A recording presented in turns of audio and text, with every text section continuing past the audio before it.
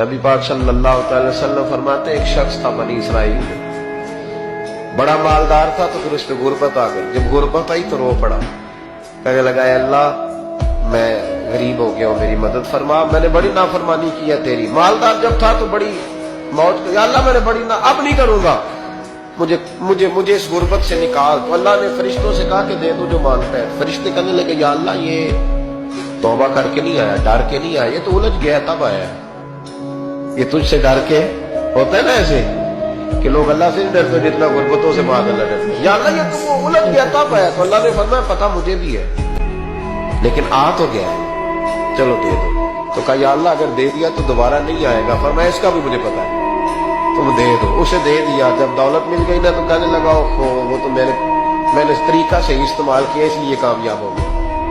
پھر کچھ وقت گزرا تو پھر الجھ گیا، پھر قرضے چڑھ گئے، پھر سارے اولاد کر کہنے لگا یا اللہ اب نہیں کرتے، اب معاف کر دے۔ 70 دفعہ توبہ کی اور 70 دفعہ توڑی۔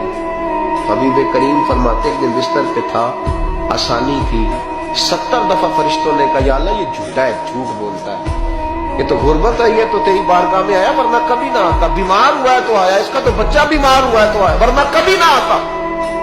70 دفعہ توبہ توڑی۔ ایک دن رات کو بستر پہ لیٹا تھا، دولتیں بھی تھی، آسانیاں بھی تھی، دل میں خیال آیا میں کتنا جھوٹا ہوں، جب الجھ جاتا ہوں تو اس کے دروازے پہ جاتا ہوں اور وہ کتنا قریب ہے، مجھے خالی نہیں لوٹاتا۔